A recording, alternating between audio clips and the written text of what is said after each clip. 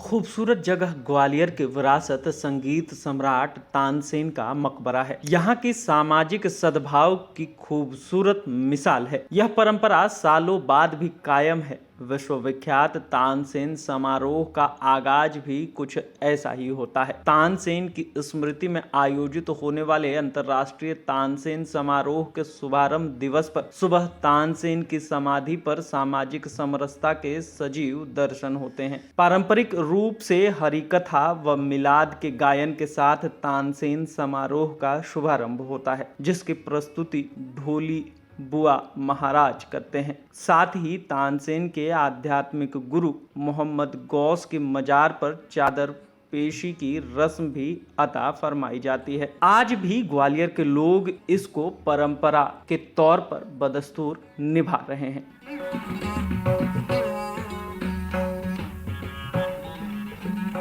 तानसेन ग्वालियर की रग रग में समाये हुए हैं। उनको संगीत की तालीम गुरु हरिदास से हासिल हुई। तानसेन उनको जितना सम्मान देते थे, उतना ही श्रद्धा आध्यात्मिक गुरु मोहम्मद गौस में भी थी। उनकी हसरत थी कि उनके दुनिया से अलविदा कहने के बाद गौस बाबा के बाजू में उनको स्थान दिया जाए, पर इस बात का ख्याल रखा जाए कि गुरु के स्थान से ऊपर वो स्थान न हो। यहाँ हरि भजन करते मोतीलाल शास्त्री कहते हैं कि हमारे बुजुर्गों की प्रेरणा से हम उनकी मर्यादा का पालन करते हैं। यहाँ हमारे अंदर जाति धर्म का कोई भेद नहीं है। मोहम्मद गौस हमारे संगीतज्ञ तानसेन के गुरु हैं। संगीत में उनकी विश्व ध्वनि है। उन तानसेन ने अपने स्वर और लय से सभी को जोड़ा है, इसलिए हम आज भी यहाँ बैठकर गा पाते हैं रघुपति राघव राजा राम। हम ग्वालियर में मौजूद हैं, मध्य प्रदेश का ग्वालियर जिला, और हम आपको दिखा रहे हैं तानसेन की समाधि। कहते हैं कि संगीत का कोई सीमा नहीं होती, कोई संप्रदाय नहीं होता, कोई जात नहीं होती। ये उसका जीता जागता उदाहरण है। तानसेन के बारे में कहा जाता है कि तानसेन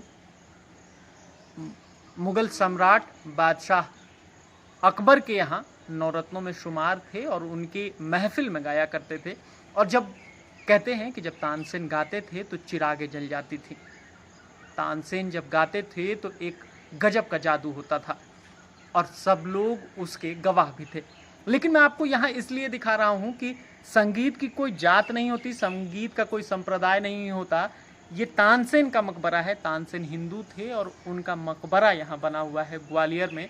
वो इसलिए कि ऐसा कहते हैं कि ये जिस बाबा के आशीर्वाद से पैदा हुए थे, बाबा का नाम, बाबा का मकबरा भी यहाँ है। मैं कहूँगा दिखाएं, बाबा का मकबरा भी यहाँ है। हजरत गौस साहब का ये मकबरा है और कहते हैं कि उन्हीं के आशीर्वाद से तानसेन पैदा हुए थे। तानसेन के माता पिता यहाँ आए थे और उनसे आशीर्वाद मांगा था। उनके कोई पुत्र नहीं थे, कोई बच्चे नहीं थे, तो आशीर्वाद मांगा था, जिसके आशीर्वाद के बाद तानसेन पैदा हुए थे।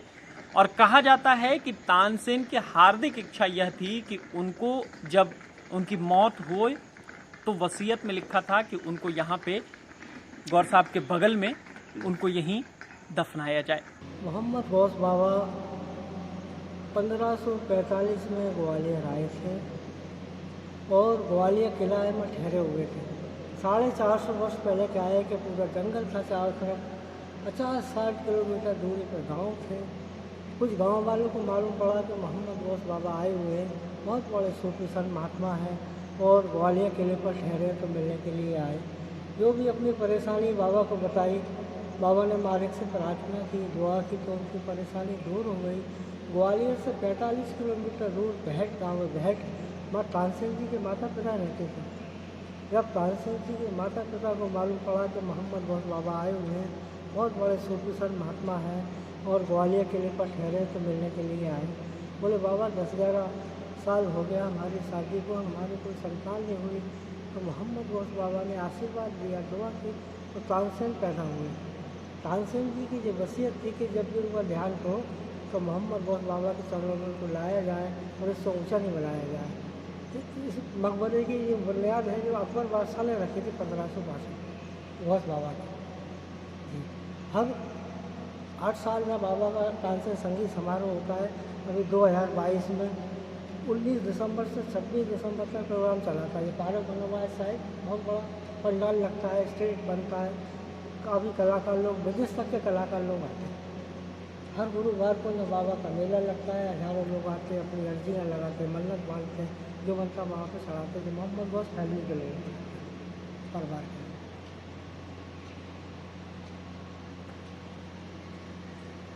लोग।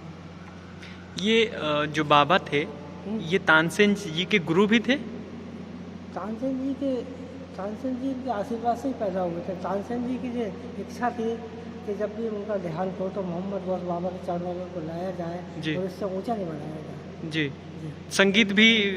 संगीत गुरु हैं कि स्वामी हरिदास जी। अच्छा। स्वामी हरिदास। ग्वालियर में मौजूद हूँ, मध्य प्रदेश में ग्वालियर है और मैं वहाँ मौजूद हूँ। और यहाँ जो ये मकबरा मैं आपको दिखा रहा हूँ, ये मकबरा तानसेन का मकबरा है। उसके साथ ही मोहम्मद गौस साहब का मकबरा है। मोहम्मद गौस मुसलमानों के जो संत रहे और उनका मकबरा है। और कहते हैं कि तानसेन के आध्यात्मिक गुरु रहे मोहम्मद गौस साहब। और ऐसा भी कहते हैं कि इनके आशीर्वाद से ही तानसेन का जन्म हुआ था। और तानसेन का जब जन्म हुआ तो तानसेन ने कहा था कि मेरा जो मकबरा बने वो यहीं गुरु के बगल में ही बने, और यहीं वो मकबरा भी है। ये महज इसलिए मैं आपको दिखा रहा था कि देश में तमाम लोग हिंदू, मुस्लिम और तमाम बातें करते हैं, हमें आपस में लड़ाया भी जाता है, लेकिन इसी देश की संस्कृति है जहाँ गंगा जमनी तहजीब की संस्कृति है, जहाँ हिंदू मुसलमान का कोई सीमा नहीं होती, जहाँ इसकी कोई बात नहीं होती। यही एक उदाहरण के तौर पर इसको देखा जा सकता है। तानसेन के लिए माना जाता था कि तानसेन जो अकबर बादशाह थे, उनके दरबार के नवरत्नों में सबसे बढ़िया संगीतकार थे, जो संगीत करते थे, जो वो संगीत गाते थे। तो ऐसा कहते थे कि पानी में आग लग जाता था, चिरागों में रोशनी आ जाती थी।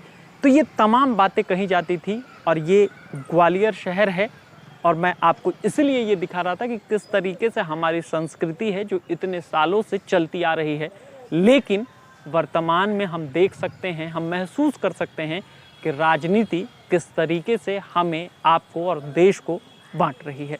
आप बने रहें महाखबर के साथ। मैं सुधाकर सिंह, धन्यवाद।